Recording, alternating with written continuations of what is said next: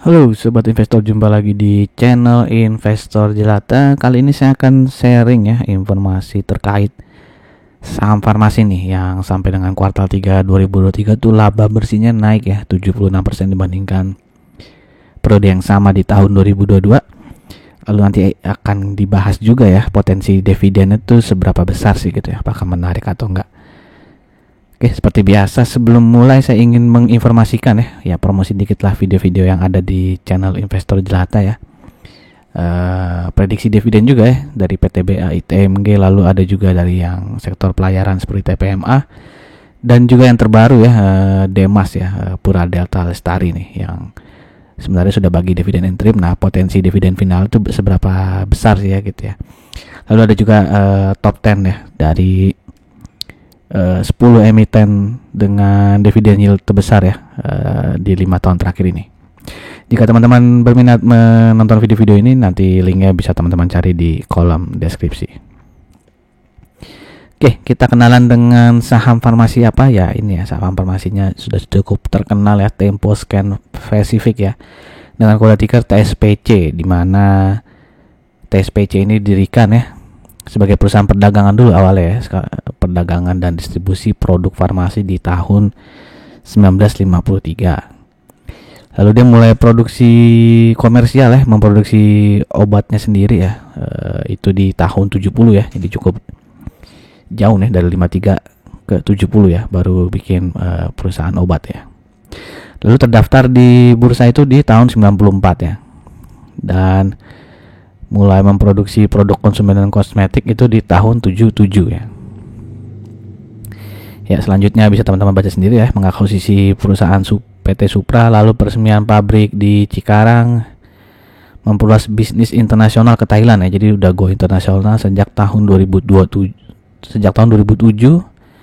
Lalu lanjut ke Filipina ya, setelah datang ke Filipina di tahun 2010, lalu di 2014 memperluas portfolio dengan produk dairy nutrition ya. Lalu ekspansi lagi ke luar negeri ya, ke Malaysia, dan inilah ya pencapaiannya ya, penjualan bersihnya berapa, lalu ada peresmian pabrik baru ya di tahun 2019 dan sebagainya. Bisa teman-teman baca, di pause saja dulu videonya gitu kalau mau baca lengkapnya. Oke, jadi TSPC ini produknya ada 3 bagian ya, bisa dibaca di bagian bawah sini, ini PMG, CPCMG, BNMG ya. Jadi farmasi manufacturing, lalu ada consumer products kosmetik ya, lalu ada beverage nutrisial ya. Jadi ada 3 itu produknya. Lalu mereka juga memiliki anak usaha yang bergerak di logistik ya, contohnya di PT Tempo Logistik ini. Jadi mereka dari hulu ya, bikin produknya sendiri, lalu mereka mungkin mendelivery sendiri ya ke distributor mereka ya, ke agen-agen mereka. Jadi mereka menggunakan kendaraan mereka sendiri ya, yang dikelola oleh PT Tempo Logistik. Ya, ini contoh produk-produk dari TSPC yang mungkin sudah terkenal ya, dari obat-obatan tuh seperti Bodrex ya, Oskadon ya, pasti teman-teman udah pernah dengar. Apalagi nih, Reumasil, Bodexin dan sebagainya. Lalu ada vitamin, Hemaviton, Vidoran, ini juga sudah sangat terkenal ya. Lalu nutrisial produknya juga dijual dengan nama Vidoran juga nih ya, susu nih ya, kayaknya susu buat ibu hamil sama anak-anak ya. Lalu ada herbal produk ya, jadi ada Reumasil ya, versi herbal gitu katanya, dan produk Bodrexin ya, dan Natural Choice. Ini cukup terkenal juga berarti ya, Natural Choice ya. Lalu ada beberapa obat-obatan yang harus dengan resep dokter ya, yang dijual di apotek-apotek. Lalu yang untuk divisi produk konsumen dan kosmetik itu ada Marina ya, ini juga lumayan sering terdengar ya, Marina. Lalu baby care ini My Baby, untuk home care, personal hygiene dan oral hygiene itu ada SOS ya, ini juga sering terdengar ya, Total Care juga. Nah, kalau kosmetiknya ini Ultima ya, saya kurang tahu sih kalau Ultima ya, mungkin teman-teman ada yang pernah dengar atau malah pemakai dari Ultima ya, bisa tulis ya di kolom komen ya gitu ya, bagaimana kualitas dari si Ultima ini gitu ya. Oke, ini untuk divisi distribusinya, mereka memiliki 6 distribution center ya, lalu ada e-commerce juga, Ya, 90% dari cabang dan gudang Tempo dibangun oleh properti milik grup sendiri ya. Ini salah satu keuntungan juga, jadi mereka tidak nyewa gudang ya, karena punya gudangnya sendiri. Lalu ada penjualan offline ya, meliputi jadi mereka menyebar ke 14.000 apotek ya, 2.100 rumah sakit ya, jadi banyak ya. Sedangkan untuk yang online ya, mereka jualan di JDID, di Blibli ya, di Topet. Lalu juga punya mereka sendiri nih, temposcanhomedelivery.com ya. Jadi punya website sendiri juga. Lalu di sini ada kapasitas IT mereka lah ya. Ada pakai SAP ya, lalu ada monitoring order BPJS dan sebagainya. Ya, jadi jaringan usaha divisi distribusi mereka tuh tersebar ya di semua pulau udah ada nih, dari Sumatera, Jawa, Kalimantan, Sulawesi, ya, Maluku maupun di Papua ya. Jadi ada 220 lokasi yang terdiri dari 47 kantor cabang, 173 sales point dan 6 distribution center. Oke, lalu mereka juga tadi yang seperti di sejarah, mereka sudah ke luar negeri juga ya, di Thailand, Filipina, Malaysia maupun Nigeria nih. Nah, saham dari TSPC itu mayoritas dipegang oleh Boga Mulia Nagadi ya, sampai 86,34% ya, sehingga saham yang dimiliki masyarakat itu cukup kecil lah ya, relatif kecil lah, 13%-an gitu ya. Dan beberapa direktur dan komisaris mereka tuh memiliki saham juga ya. Jadi ya direktur dan komisaris saya yakin lah saham perusahaan mereka bagus gitu, jadi mereka beli ya. Cukup banyak juga tuh ya, ada yang sampai 1 juta lembar nih ya, direkturnya.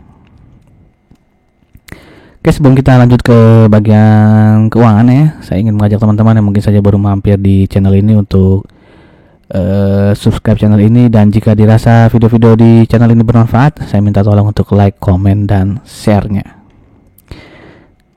Oke, kita lanjut. Kita flashback ke tahun 2022 di mana pendapatan dari TSPC ini naik 9,08% dan profitnya naik 21% gitu. Di tahun 2023 revenue juga selalu naik ya, di setiap kuartal 8%, 9%, dan 4%. Begitupun profitnya ya, di kuartal 1 naik cukup besar ya, 110%. Kuartal 2 naik 14% dan di kuartal 3 naik 60%. Nah, ini kalau di total ya, dari Januari sampai September itu berarti pendapatannya naik 7,4% dan beban pokok penjualannya naik juga ya, sebesar 5,9%, sehingga laba brutonya naik ya 10,04%. Untuk laba usahanya naik 15% dan laba bersihnya nih ya naik 76% ya. Jadi ada hal yang cukup janggal ya, tanda kutip ya, karena laba usahanya hanya naik 15% tapi laba bersihnya bisa naik 76% ya. Jadi ada apa itu? Nah, teman-teman bisa lihat di sini ya. Ada laba atas penjualan investasi ya sebesar 524 miliar ya. Jadi sejak kuartal 1 ini sebenarnya sudah ada ya laba atas penjualan investasi. Jadi si TSPC ini menjual ya, mereka punya PT ya, punya saham di PT Beiersdorf ini. Nah, itu dijual ya kepada pihak ketiga ya, jadi dia ngejualnya 2 kali di Januari ya, terus di tahun 2022 juga di akhir tahun tuh ini udah dilakukan ya perjanjian jual beli ya. Intinya 524 miliar itu tadi ya, hampir semuanya itu didapat dari karena mereka menjual si PT Beiersdorf Indonesia ini ya.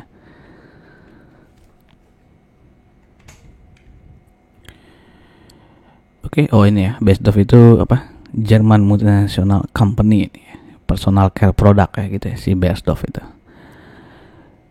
Oke, lalu kita lihat ya pendapatan per segmen usaha, di mana di sini kita lihat totalnya dulu ya. Jadi total penjualan paling banyak itu adalah dari produk konsumen ya dan kosmetik ya, sebesar 3 triliunan. Paling besar ini ya, jasa distribusi ini kalau dari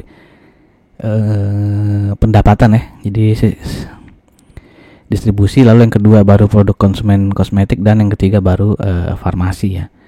Dimana di sini juga ada bisa lihat ya luar negeri ya. Jadi mereka juga mengekspor ya, walaupun masih cukup kecil lah ya, 188 miliar ya farmasi yang diekspor dibandingkan yang penjualan ke dalam negeri yang sampai 2,7 triliun ya.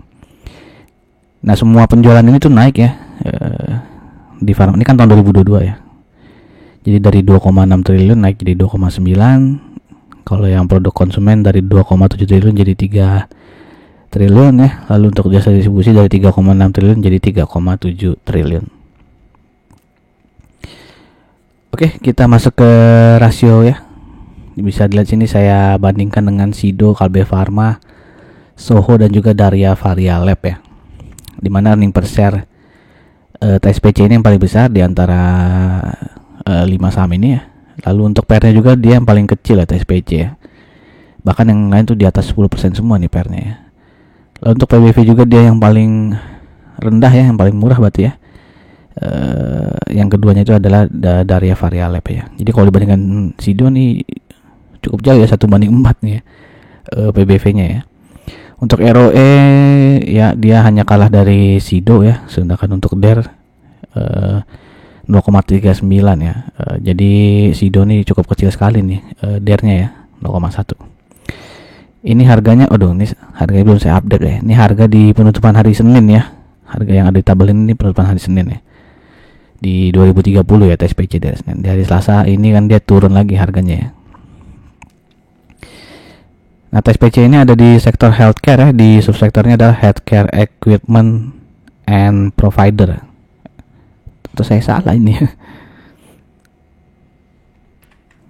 Ya, mohon maaf ya, saya salah tuh tadi ya. Dia sektornya healthcare tapi subsektor itu farmasi ya, pharmaceutical and healthcare research ya. Jadi subsektor ini rata-rata PBV-nya di 0,49 ya, jadi TSPC ada di atas rata-rata subsektornya, sedangkan untuk PR-nya rata-ratanya 4,31. Nah, salah ya, PBV-nya ya benar ya, PR-nya 4,31, berarti TSPC juga di atas rata-rata subsektornya ya. Lalu untuk DR-nya ini kembali negatif ini. Berarti ada yang jelek nih ya di subsektor ini, ada saham-saham yang cukup jelek gitu ya, makanya sampai minus kayak gitu ya. Oke, kita lanjut ya ke histori dari PBV ya. Ini PBV ya. PBV TSPC 5 tahun terakhir itu rata-ratanya di 1,09 ya. Saat ini kan diperdagangkan di sekitar 1,1 ya di sini. Kalau di sini kan 1,19 ya. Jadi dia sedikit di atas rata-rata PBV 5 tahunnya terakhir ya. Jadi bisa dibilang sedikit over value ya dibandingkan histori 5 tahun terakhir ini. Nah, bagaimana dengan PR-nya ya? PR-nya sini 5 tahun terakhir rata-ratanya adalah 9,31, sehingga saat ini dia PR kan dia di 6, ya. 6,4 atau 7 lah gitu ya. Itu berarti dia bisa dibilang under value ya dibandingkan histori 5 tahun terakhir. Oke, ini chart dari TSPC ya, dimana dia di 2021 sempat sampai ke harga 2.300-an ya, tapi dia all time high-nya kalau nggak salah cukup tinggi ya, di 4.000-an ya kalau nggak salah ya, tapi udah lama sekali ya, tahun 2016 atau 2015 gitu ya. Bisa teman-teman cek ya di chartnya TSPC ya. Jadi dia sempat cukup lama nih dia sideways ya, dari bulan Mei sini sideways sampai ke sampai tahun 2003 di April Mei ya, baru dia tiba-tiba naik terus nih. Ya karena di kuartal 1 2003 nya kan dia profitnya tadi naik ratusan persen ya. Tapi ya itu ya karena dia jual aset dia ya. Tapi itu kan membuat pasar mungkin ya yakin bakal ngasih dividen jumbo kali gitu ya, makanya dia harganya naik tuh di kuartal setelah pengumuman kuartal 1 2023 ya, harganya naik. Nah, kalau kita lihat dia sempat cukup lama ya, ada sideways ya di 1600 sampai dengan 1930 ya. Jadi dari bulan Juli 2023 sampai bulan apa nih? Ya, sampai awal 2024 ya, dia masih ada di bawah 1930 nih. Nah, sejak awal tahun ini baru dia naik lagi nih ya, sampai menyentuh 2200 ya. Tapi 2 hari ini turun ya, dimana hari Senin juga turunnya cukup dalam nih, dengan volume yang cukup tinggi ya. Di hari Selasa juga, di hari ini dia tutup ya, di harga bawah juga nih, turun ke 2000 ya. Jadi kalau teman-teman mau trading ya, berarti support berikutnya aja di resisten yang sebelumnya ya, di 1930 ini jadi supportnya. Kalau jebol ya berarti siap-siap aja bisa balik lagi ke 1600-an lah gitu ya. Ya risk in rewardnya silahkan teman-teman hitung ya kalau mau nge-swing atau mau trading ya. Jadi ya target atasnya ya paling dekat di 2200 gitu ya. 2200 rewardnya, resikonya di 1930 ya gitu ya kira-kira ya. Kalau dilihat dari EMA-nya ya, ini masih uptrend ya, karena dia ya masih di atas EMA 50-nya ya, walaupun EMA 20-nya baru saja tembus nih gitu ya. Tapi ya secara long term dia masih bisa dibilang uptrend ya, walaupun MACD-nya lagi downtrend ya. Tapi bisa dilihat ya penutupan hari ini dari Selasa ya, walaupun harganya turun, itu volumenya mengecil ya.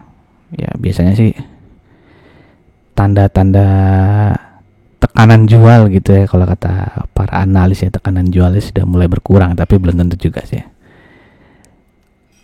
Oke, sekarang kita masuk ya ke bagian dividennya. Bisa di sini tuh dividen history dari TSPC ya, dimana dia rutin ya selalu membagikan dividen, bahkan saat pandemi pun dia membagikan dividen, dimana tahun lalu dividen payout ratio-nya paling tinggi ya selama 7 tahun terakhir, yaitu sebesar 56,8% nih.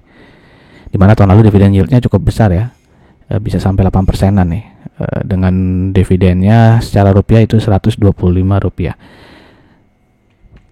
Dan wah, saya lupa taruh di sini, belum saya update ya. Jadi dia sudah membagikan dividen interim juga ya di bulan November ini nih ya. Di bulan November dia bagi dividen interim sebesar Rp15 ya. Oke, nah ini earning per share dari TSPC ya, di mana sampai September itu earning per share Rp211,13.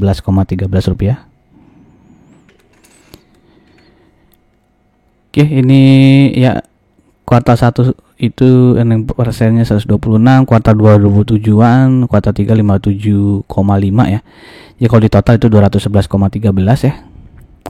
Dan kuartal 4 itu kan belum laporan keuangannya. Jadi kita asumsikan saja dia mirip lah dengan kuartal 3-nya ya. Karena kan kalau kita rata-ratain kurang tepat juga ya, karena kuartal 1 ini kan bisa tinggi ini karena ada penjualan aset ya. Jadi kita asumsikan saja kuartal 4 itu mirip dengan kuartal 3 sebesar Rp57. Berarti asumsi earning per share sampai dengan Desember 2003 itu sebesar Rp268,13 ya. Dan kalau kita asumsikan dividen payout ratio-nya sama seperti tahun lalu lah 56%, berarti potensi dividennya ada Rp150,15 ya. Dan dia sudah memberikan dividen interim sebesar 50.